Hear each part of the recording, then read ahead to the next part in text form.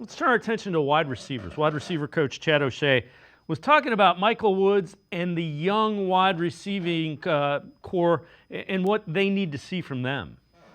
In terms of Mike Woods, the player, Mike Woods is a player that has multiple position value, and the reason he brings that is because he's got very strong mental. He's also got a physical skill set where we can put him at multiple positions along the formation. So that's what we tell our players. The more you can do, the more value you're going to have for this football team. And Mike, along with a lot of players in our receiver room, the young guys included, have done a great job of establishing a role based on their ability to play in a multiple position role, and it starts with their mental capacity to learn the offense.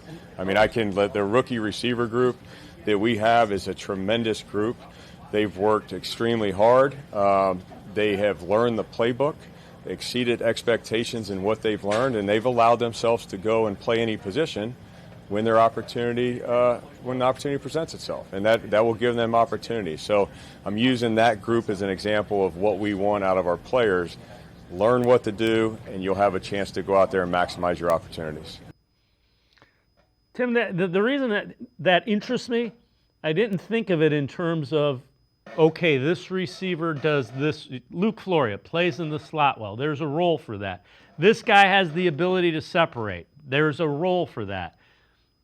Maybe the wide receiving room is going to be a patchwork thing until they spend more draft capital to get a young guy that can do everything.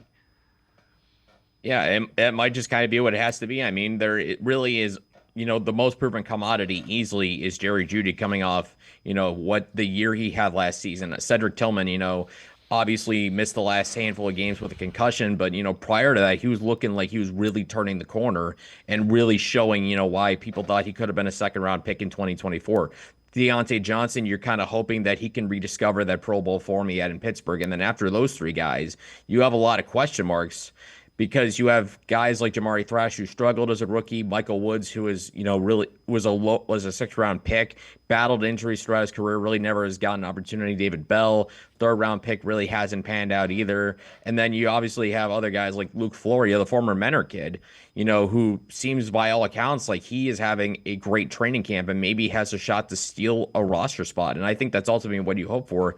And yeah, that's absolutely right what you're kind of saying. I mean, the reality is, no matter how many draft picks you have, you can't fix every hole in one off season. That's just the reality in the NFL. There's just not enough players you can add to a roster over one season just to overhaul everything. And it's clear based on the way the Browns drafted that they were trying to focus on reestablishing the running game, trying to figure out, can they take these two mid-round quarterbacks, and can one of them be that diamond in the rough that could be just the easy way to turn a franchise around, where you don't have to turn around and possibly take your two first-round picks and trade up to get a quarterback. If you get one in the third or fifth, you've hit the lottery. But just when you look at this team, yeah, it's not a very deep, proven receiving core. There's guys that can play, but it comes down to, how do they develop? What can they do on the field? Can these young guys, even Cedric Tillman, continue to step up in year three? It's going to be a very interesting thing, I think, to watch this season.